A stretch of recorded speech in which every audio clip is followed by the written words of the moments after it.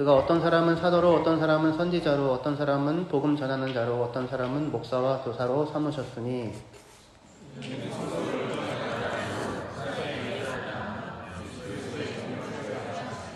우리가 다 하나님의 아들을 믿는 것과 아는 일에 하나가 되어 온전한 사람을 이루어 그리스도의 장성한 분량이 충만한 데까지 이르리니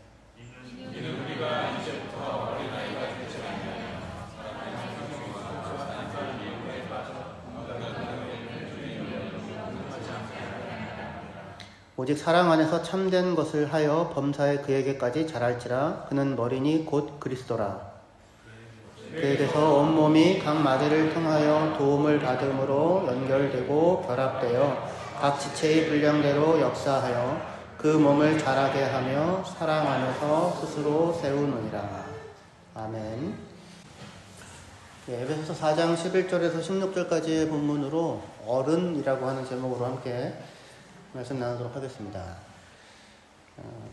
충만함이라는 말은 그 말 자체로 충만함, 우리에게 뭔가 넉넉한 기쁨, 행복의 느낌을 갖게 하는 말입니다. 우리가 잘 아는 히브리어 표현인 샬롬이라는 말, 이게 평안함이라는 의미도 있지만 더 근원적으로는 충만함이라는 의미를 갖습니다. 가득 차서 넘쳐나는 상태를 샬롬이라고 하고요. 그러니까 평안은 모든 것이 넉넉한 상태를 말하는 표현이에요.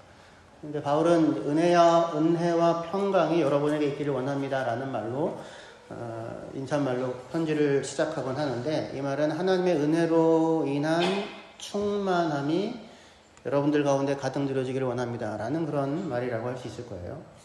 근데 은혜로 인해 누려지는 충만함, 하나님의 은혜로 예수 안에서 누려지는 넉넉함, 충만함, 사실은 이것이 바울이 전하는 그 복음이 들려주는 하나님 나라에서의 삶의 모습이에요. 하나님의 은혜 가운데 충만함을 누리는 삶, 그것이 하나님의 나라에 대한 묘사라고 할 수 있어요. 하나님 나라의 복음은 깨어진 평화, 깨어진 관계로 인해서 아무리 채우려고 해도 채워지지 않는 갈급함, 가난한 가운데 있는 사람들에게 하나님께서 예수 안에서 평화를 회복하고 화목을 이루었으니 그 예수 안에 들어와 충만함을 누리라고 하는 부름이고 선포라고 할 수 있어요. 근데 오늘 본문인 에베소서 4장 말씀은 그 예수님 안에 있는 그 충만함이 예수를 믿는 성도들의 공동체인 교회 안에서 어떻게 그들의 현실이 될 수 있는지, 어떻게 그들의 것이, 그 충만함이 그들의 것이 될 수 있는지를 보여주고 있습니다. 제가 여러 차례 말씀드렸듯이 우리는 예수를 믿어 구원받아 곧바로 저 천국에 가는 게 아니고요. 예수를 믿어 구원받아 1차적으로 어디에 들어옵니까? 교회 공동체 안으로 들어오게 됩니다. 그리고 우리는 이 교회 안에서 하나님의 나라를 경험하고 그 나라의 완성을 향하여 나아가고 있는 중이에요. 성탄절은 예수님이 오신 것을 기념하잖아요. 예수님이 오셨죠. 근데 다시 오실 것이죠. 우리는 그 중간에서 다시 오실 예수님을 바라보며 완성을 향하여 나아가고 있습니다. 교회는 성도에 대해서 성경이 보여주는 아주 독특하고 중요한 이해가 있다면, 우리는 이미 그러나 아직 아니라고 하는 그런 두 시제의 긴장 가운데 살아가고 있다는 거예요. 우리는 이미 예수 안에서 구원받은 하나님의 자녀로서 지금 이 땅에서부터 하나님의 나라를 경험하고 살아가요. 그 나라는 이미 이 땅에서 그 참된 통치를 이미 시작했어요. 하지만 그 나라는 아직 완성을 향하여 나아가고 있는 중이에요. 때문에 우리는 그 과정에 놓여서 과정을 살아가고 있는 것입니다. 그렇기에 그 완성, 우리에게 있어서 그 완성을 표현하는 충만함이라고 하는 그 표현도 한편으로는 예수 안에서 그 충만함이 이미 주어지고 허락된 것이지만 동시에 그 충만함은 우리에게 있어 여전히 도달해야 할 어떤 목적지로 우리 앞에 놓여 있어요. 근데 우리가 도달해야 되는 그 충만함은 그냥 물건들 많은 그런 충만함이 아니라 그리스도의 충만함이에요. 그리고 그 그리스도의 충만함에 우리는 성장과 성숙을 통해 도달하여야 한다. 그것이 우리의 목표로 우리 앞에 놓여져 있다라고 하는 것이 에베소서 4장이 보여주고 있는 내용입니다. 근데 이 말은 그 충만함이라고 하는 그것을 우리가 스스로 만들어내라는 얘기는 아니에요. 우리는 그리스도 안에 있는 충만함, 그 충만함은 누구 안에 있어요? 그리스도 안에 있어요. 그리스도 안에 있는 충만함이라는 정답을 이미 받아놓은 상태에서 그 답이 오늘을 살아가는 우리의 현실이 되도록 그것을 우리의 것으로 만드는 과정 가운데 오늘을 살아가고 있습니다. 그 충만함은 예수님이 이루신 것이지 우리가 이룬 것이 아니에요. 우리는 구원을 받았지 우리가 스스로를 구원한 것이 아닌 것처럼요. 하지만 우리는 예수가 이룬 충만함이라는 그 답을, 예수님 안에 놓여있는 그 모든 충만함이라는 답을 우리의 것으로, 오늘 나의 것으로 삼는 그런 과정을 밟아가야 하는 것입니다. 메뉴판을 본다고 해서 배가 부르진 않죠? 그러시던가요? 네. 밥을 먹어야죠. 운동 방법을 알려주는 영상을 아무리 많이 본다고 해서 근육이 생기지는 않죠. 그러면 얼마나 좋겠습니까? 그런데 그러지는 않아요. 내가 운동을 해야 합니다. 예수님 안에 있는 충만함이 있는데 그걸 우리 것으로 삼는 과정이 필요한 거예요. 물론 이 비유는 좀 메뉴판이나 운동 방법 비디오는 한계가 있는데, 왜냐하면 구원이라고 하는 것은 다만 우리가 어떤 매뉴얼을 받는 게 아니에요. 그게 아니라 예수님과의 관계 속에 들어가는 겁니다. 새로운 관계 속에. 그러니까 예수님이 우리를 그냥 내버려 두지 않는 거죠. 그래서 구원은 다만 매뉴얼을 받는 것이 아니라 매뉴얼을 따라 살아낸 삶의 변화를 낳아요. 그것이 우리의 구원이라고 할 수 있는데, 그러니까 다시 얘기해서 구원이라고 하는 것은 다만 환경의 변화가 아니고요. 어디 살기 좋은 곳에 가서 사는 것이 구원이 아니라 우리가 변하는 거예요. 우리가. 어떠한 상황에서든 예수님이 살아가신 의와 생명을 따라서 살아가는 사람이 되는 우리의 변화. 여기가 구원이에요. 그죠? 우리가 미움과 시기와 분노와 막 이런 걸로 가득한데 나는 구원받았어. 이상하잖아요. 내 안에 용서와 공율과 사랑이 있어야 미움에서 구원 받은 거죠. 그죠? 원망에서 그게 아니라 감사의 마음이 있어야 원망에서 구원을 받은 거잖아요. 그렇죠? 그러니까 환경과 상황은 중요하고 필요한데 구원은 우리 자신이 예수님께서 살아가신 의와 생명, 그것을 따라 우리도 살아가는 사람이 되는 변화예요. 그렇기 때문에 우리는 그 예수의 충만함, 예수가 이뤄놓은 그 충만함의 자리에 그분과 함께 서기 위하여 우리 자신의 변화, 다른 말로 얘기하면 성장과 성숙이라고 하는 과정을 겪어가야 하는 것입니다. 물론 이 성장과 성숙은 구원받기 위한 조건이 아니고요. 구원을 받았기 때문에 비로소 시작되는 특권이에요. 예수 안에서 생명을 얻어 태어났기 때문에 비로소 성장하고 성숙하고 자라갈 수 있는 것이죠. 근데 이러한 이제 성장과 성숙, 풍성함, 충만함으로 향해 가는 성장과 성숙이라는 이 내용을 바울은 두 가지 이미지, 건축물을 지어간다라는 이미지와 몸의 이미지, 몸이 자라간다라고 하는 두 가지 이미지로 묘사를 해요. 그래서 에베소서 4장 12절에 보시면 이는 성도를 온전하게 하여 봉사의 일을 하게 하며 그리스도의 몸을 세우려 하심이라, 이렇게 표현하고 있어요. 그죠? 그리스도의 몸을 세운다. 근데 그리스도의 몸을 빌드업한다, 건축한다는 말입니다. 그리스도의 몸을 건축한다라는 말은 좀 낯설죠. 서로 카테고리가 안 맞잖아요. 세운다, 건축한다는 이 표현은 건물에 어울리는 표현이라면 그리스도의 몸이라고 하는 거는 이거는 생리학적인 대상이지 않습니까? 그럼에도 불구하고 바울은 이곳에서도 그렇고 앞서 에베소서 2장에서도 건축물의 이미지와 몸의 이미지 두 가지를 다 사용하여서 교회의 성장과 성숙을 묘사하고 표현해요. 에베소서 2장 20절부터 보시면요. 너희는 사도들과 선지자들의 터 위에 세우심을 입은 자라. 그래서 세우심을 입은 자라는 게 건축되는 자다, 이런 뜻입니다. 그래서 예수께서 친히 모퉁이 돌이 되셨느니라. 그의 안에서 건물마다 서로 연결하여 주 안에서 성전이 되어가고 너희도 성령 안에서 하나님이 거하실 처소가 되기 위하여 그리스도 예수 안에서 함께 지어져 가느니라. 우리 교회 올해 표인데요. 에베소서 2장에서 바울은 교회를 사도들과 선지자들의 터 위에 세워진 건물, 사도들과 선지자들의 터라는 말은 무슨 말이냐면 그들이 전하는, 그들이 증언한 복음의 터 위에 세워진 건축물의 교회를 비유해요. 근데 이 건축물은 하나님이 거하시는 집으로서 성전인데, 그 성전은 이게 건물 하나가 있는 게 아니고요. 복합 건물입니다. 여러 건물들이 서로 연결되어서 전체를 이루는 그런 건축물이에요. 그런데 바울은 이 교회에 대해 건물들이 서로 연결되어 지어지는 건축물로 에베소서 2장에서 묘사하면서도 동시에 21절에 보시면 성전으로 뭐 한다고 표현합니까? 자라간다고 표현해요. grow, 자라간다. 건물이 어떻게 자라가요? 건물은 지어지는 거죠. 그죠? 자라가는 거는 어디에 어울리는 표현입니까? 몸에 어울리는 표현이죠.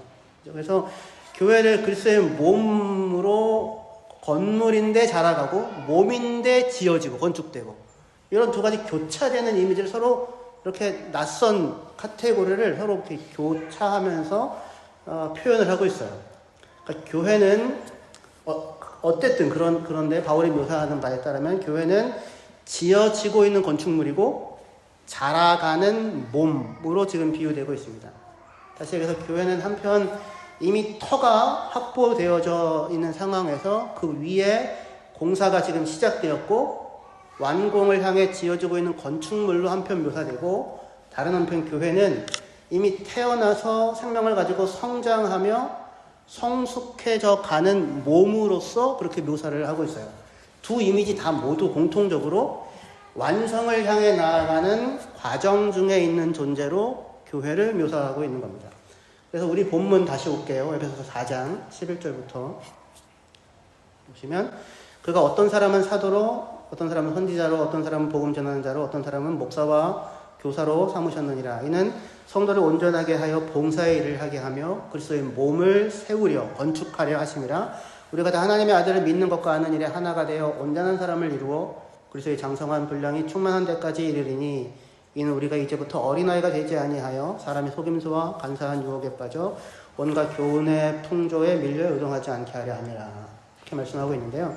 여기에서도 바울은 건축물의 이미지와 그리스도의 몸이라고 하는 이미지를 서로 교차하여 사용하면서 지어지고 성장하는, 지어지고 건축되고 성장하는 과정 가운데 교회가 놓여져 있음을 묘사하고 있어요. 그런데 12절에 따르면 그리스도의 몸은 무엇을 통하여 건축됩니까? 그리스도의 몸이 건축된다고 했는데요. 성도들이 무엇을 함으로? 봉사의 일을 하는 것으로. 그죠? 성도들이 봉사의 일을 하는 것으로 건축된다라고 표현돼요. 여기 이 봉사의 일이라고 하는 것 안에, 이 표현 안에 건물과 몸이라고 하는 두 가지 이미지가 서로 이렇게 교차되고 있어요. 왜냐하면 그리스도의 몸은 건축되어져야 하는 게 아니라 사실은 성장해야 하는 거잖아요. 근데 앞서 2장에서도 성전으로 자라간다라고 하는 이상한 표현을 사용했던 바울이 이곳에서는 그리스도의 몸으로 건축된다고 하는 낯선 표현을 사용하고 있어요. 근데 그 낯선 표현을 연결하고 있는 말이 12절에 나오는 봉사의 일이라는 말이에요. 혹시 건물을 지어보셨습니까? 집 안 지어보셨죠? 저도 져본 적은 없어요. 교회가 짓는 걸 옆에서 같이 보고 같이 함께하고 하긴 했는데, 저희 집 리노베이션 같은 거 할 때도 같이 있었고. 근데 어떻게 그냥 이렇게 째려 보고만 있으면 건물이 막 지어집니까? 큰 복은 없죠. 돈을 이렇게 무더기로 싸가지고 와가지고 앞에다가 딱 나오면 돈이 저절로 건물이 돼요? 그렇지는 않죠. 건물이 지어지려면 누군가가 수고해야죠. 누군가가 일을 해야죠. 봉사. 여기 봉사의 일에 해당되어지는 헬라어 표현이 디아코니아예요. 따라합시다. 디아코니아. 이게 섬김이라는 말이죠. 제가 복음의 두 가장 중요한 핵심 표현이 디아코니아와 코이노니아라고 이렇게 말씀드렸었는데, 디아코니아. 그리스도의 몸으로서의 교회 공동체가 건축되려면 성도들이 섬김의 일에 참여해야 하는 거예요. 그런데 이 섬김의 일은 어른이 하나요? 아니면 아이가 섬기나요?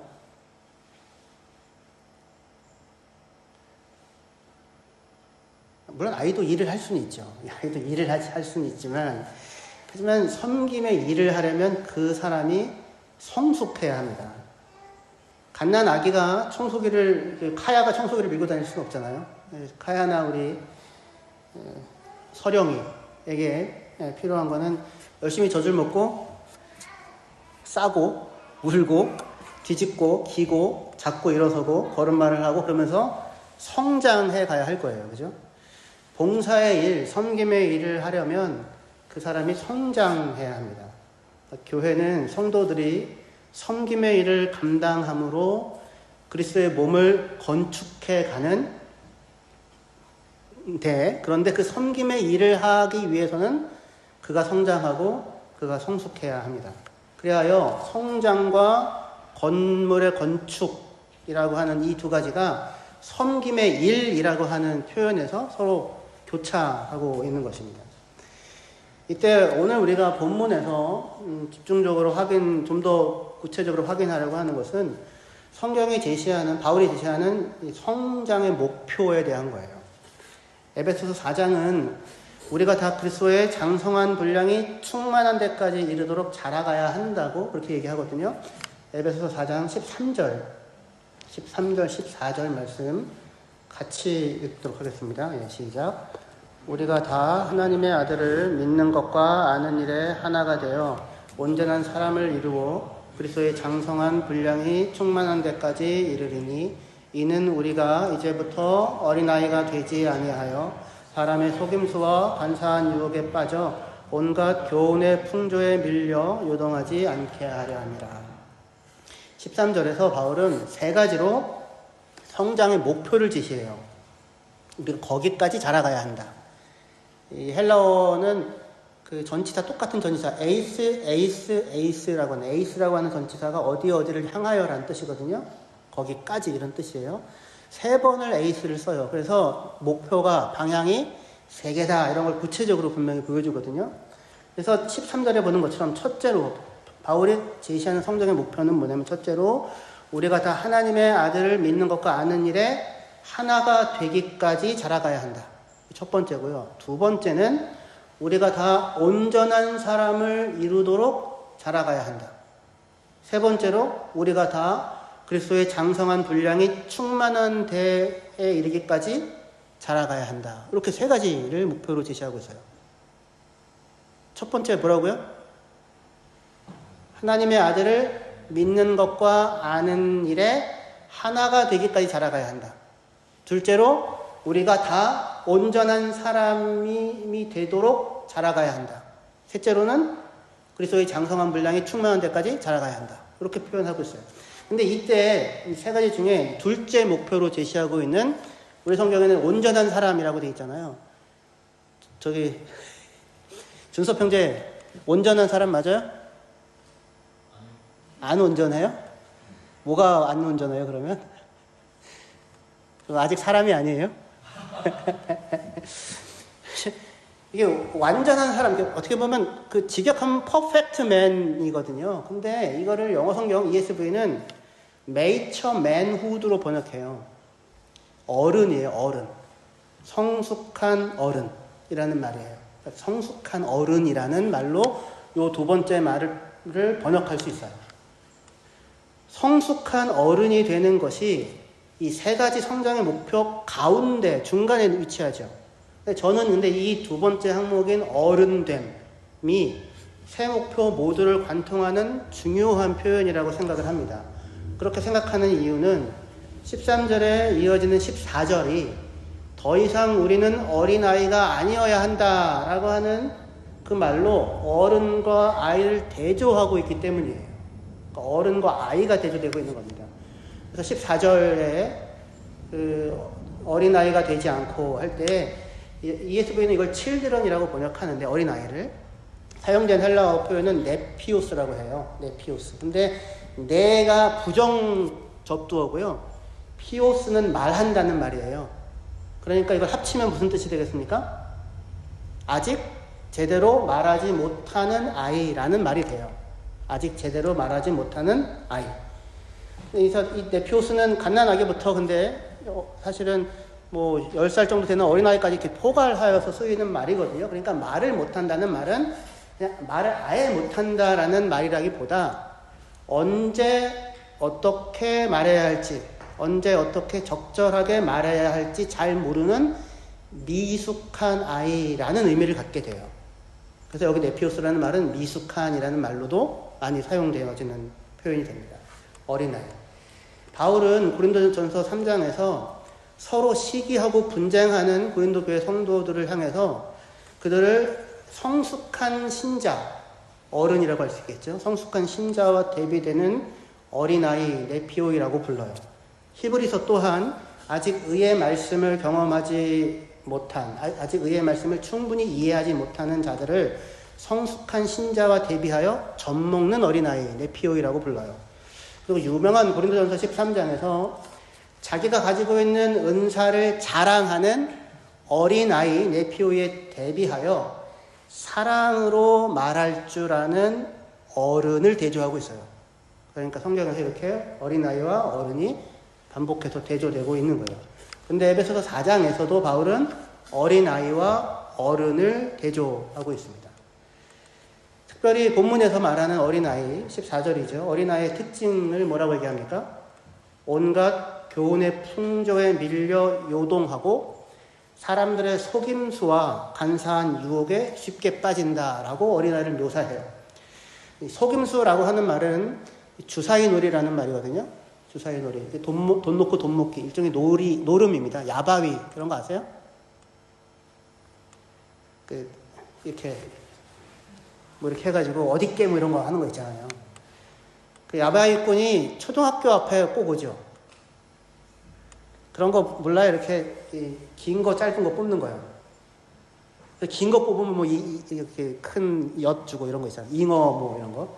근데 그 아저씨는 이렇게 뽑으면 그렇게 긴 게 잘 나오는데 저는 아무리 뽑아도 짧은 것만 나오는 거예요. 뒤에 뭐가 있는지 알지 못하고. 그래서 저 어렸을 때 잉어 모양의 큰 엿 하나를 뽑겠다고 돈을 얼마나 많이 썼는지 모릅니다. 근데 아이들은 귀한 것을 얻기 위해 무엇을 지불해야 하는지에 대한 감각이 없죠. 그러니까 속는 거예요. 그리고 뭐가 진짜 귀한지 모르고. 그래서 이제 초등학교에 야바이 분들이 오게 되는데 바울은 이 에베소 성도들을 향하여서 더 이상 이런 어린아이가 되지 말고 어른이 되어라 이렇게 얘기를 하는 겁니다. 어른이 되어라 머리 대신 그리스도의 충만함에 이르기까지 자라가라 그렇게 얘기하고 있어요. 어린아이는 온갖 교훈의 풍조, 온갖 교훈, 온갖 가르침, 온갖 말들에 흔들리고 요동해요. 왜냐하면 그는 아직 하나님의 아들을 믿고 아는 일에 있어 충분한 이해와 경험을 가지고 있지 못해요. 그러니까 자기 안에 말이 없어요. 지켜내야 할. 말할 줄 모른다라고 얘기하는데 아직 하나님의 아들에 대한 믿음과 지식의 말이 충분히 있지 않기 때문에 이 말 들으면 이 말 따라가고 저 말 들으면 저 말 따라가고 이렇게 하는 거죠. 그러면 이거를 극복하고 성장하려면 뭐가 필요하겠습니까? 하나님의 아들 예수를 알려주는 말씀을 배워서 알아야 하는 게 첫 번째고 또 다른 하나는 그 말씀을 믿고서 살아가는 삶의 경험과 헌신이 있어야 돼요. 하나님의 아들에 대한 믿음과 지식에 있어서 성장해야 하는 것입니다. 그러려면 반드시 무엇을 하셔야 됩니까? 성경을 읽으셔야 됩니다. 일단은 말을 배우셔야 돼요. 그리고 동시에 그 성경이 가르치는 내용에 헌신해야 합니다. 매뉴얼을 가지고 있다고 해서 근육이 안 생긴다고 했잖아요. 운동을 해야죠. 매뉴얼을 따라 운동을 해야 합니다. 그래서 그 말씀이 참되다는 것을 우리의 삶을 통하여 경험해야 합니다. 말씀을 배워야 하고 그 말씀을 믿고 살아가는 삶의 헌신이 있어야 하는 거예요. 그렇게 할 때에야만 우리는 성숙하고 성장해 갑니다. 이런 과정 없이는 100년을 교회를 다녀도 여전히 말하는 것이 어린아이와 같고 생각하는 것이 어린아이와 같고 행하는 것이 어린아이와 같을 거예요.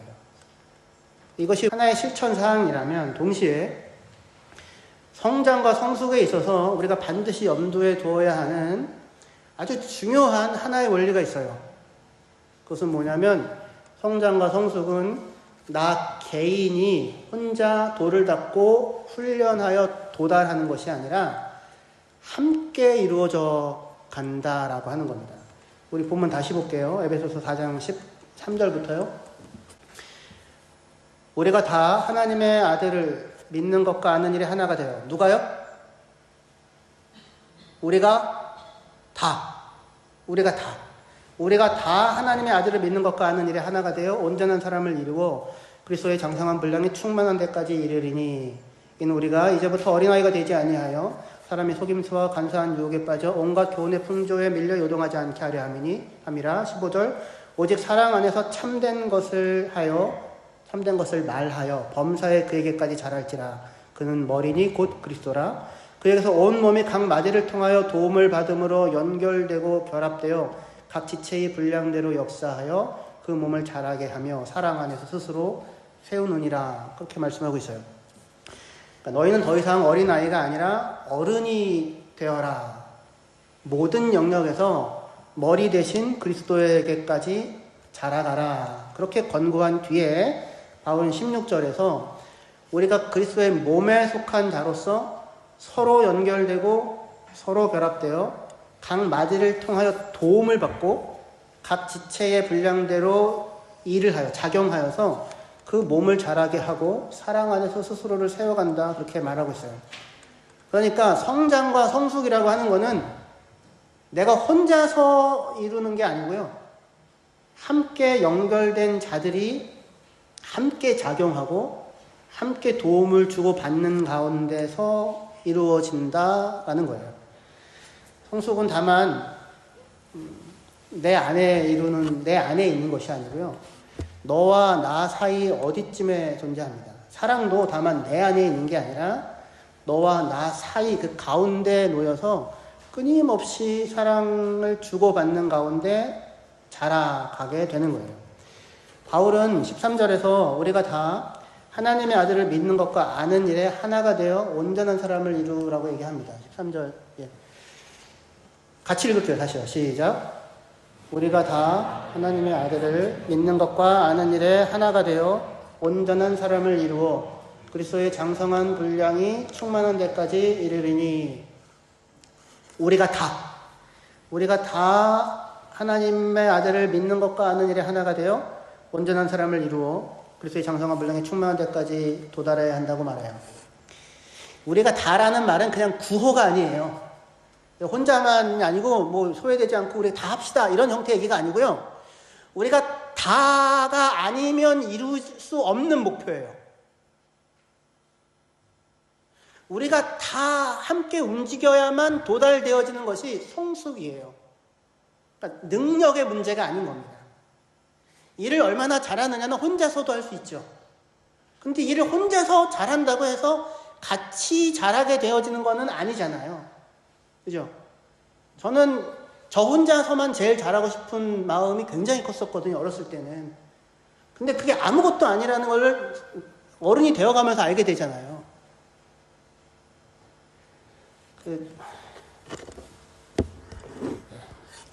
세상에 내가 제일 잘 나가가 늘 제 어렸을 때 생각이었었거든요. 나보다 잘난 사람은 세상에 없다. 근데 정말 아무것도 아니더라고요. 같이예요, 같이. 그래서 우리가 다가 아니면 결코 도달할 수 없는 목표가 성장, 성숙이라고 하는 것입니다. 하나님의 아들을 믿고 알기 위해서는 산속에 혼자 들어가서 돌을 닦아야 하는 게 아니고요. 나 혼자 골방에 들어가서 성경을 다 외우면 성장하고 성숙하고 하나님의 아들을 알게 되는 게 아닙니다.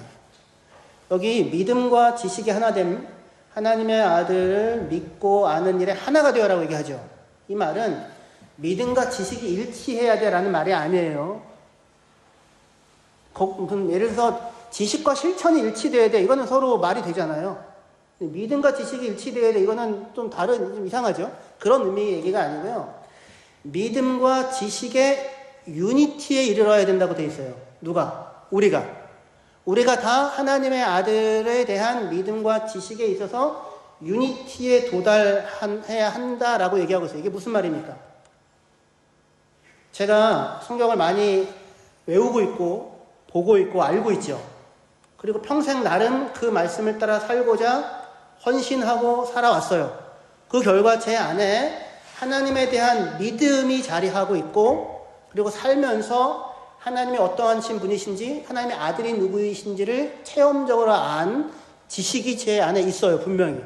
근데 그것으로 제 안에 그게 있다고 해서 제가 하나님의 아들 예수를 온전히 다 안다고 얘기할 수 있을까요? 그 말도 안 되는 얘기예요. 저는 물론 하나님의 아들을 알고요. 하나님의 아들을 믿어요. 그리고 제 삶에서 제가 실천하고 헌신하고 살아온 만큼 그분을 요만큼 알게 됐어요. 강래영 집사님은 알고 계시죠? 하나님의 아들을? 예, 웃고 계시는데. 그러니까 거기 그 유니티예요. 그러니까 하나님의 아들에 대한 저의 경험과 지식이 만들어 놓은 지식이 있을 거 아니에요? 믿음이 고백이 있겠죠. 강래영 집사님이 그 같은 하나님의 아들을 그 강래영 집사님이 살아온 삶을 통하여 경험하고 고백한 내용들이 있겠죠. 그게 저랑 똑같아요. 대상은 물론 동일해요. 예수 그리스도. 하지만 삶의 고백이, 색깔이, 깊이가 각자의 내용들이 다 다르죠. 그죠? 바울이라고 하나님의 아들을 다 할까요? 그러면 성경은 바울 서신만 남겨놓고 다 없애도 될 거예요. 그렇지 않죠. 66권이 있지 않습니까? 베드로라고 다 할까요? 일부를 경험하여 알 뿐이죠. 그러니까 우리가 다 하나님의 아들을 아는 일과 믿는 일에 있어서 유니티에 도달하는 것을 통해 성장하고 성숙해요. 그러니까 여러분들이 저는 여기 나와서 이렇게 땡스기빙 때 이렇게 감사 표현하거나 이런저런 일을 하면서 간증하는 거 있잖아요. 너무 좋아요. 큰 은혜가 돼요. 내가 미처 알지 못했고 붙잡지 못했던 하나님의 모습을 여러분들의 삶의 고백을 통하여 경험하고 알게 되잖아요. 우리가 다 하나님의 아들을 아는 것과 믿는 일에 하나됨에 도달해야 하는 것입니다. 혼자서가 아니고 같이 공동체로서만 도달할 수 있는 거예요. 나만 안다고 이야기한다면 아직 애입니다. 아직 아무것도 모르는 거예요. 우리는 나의 암만큼 너의 알미 필요하고 나의 믿음만큼 너의 믿음도 필요합니다. 그 모두가 다 같이 협력하여 하나님의 아들 예수 그리스도에 대한 참 믿음과 참 알미에 이르도록 우리들을 이끌어가는 것입니다. 바울은 본문에서 2번에 걸쳐서 사랑을 얘기해요. 15절에 사랑 안에서 참된 것을 말하라. 우리 성경은 참된 것을 하라고 되어 있지만 참된 것을 말하라라고 번역하는 편이 훨씬 나아요. 거의 모든 번역본이 이렇게 번역합니다. 사랑 안에서 진실을 말하라라고 얘기하고 16절에서 사랑 안에서 스스로를 세우라라고 하는 표현에서 이 성장과 성숙을 얘기하는 가운데 이 사랑을 2번 이야기해요. 이때 말하는 사랑은 내 안에 있는 게 아니고요. 우리들 가운데 있습니다. 내가 나를 세워가는 것이 아니라 누군가의 사랑이 나를 세워주고요.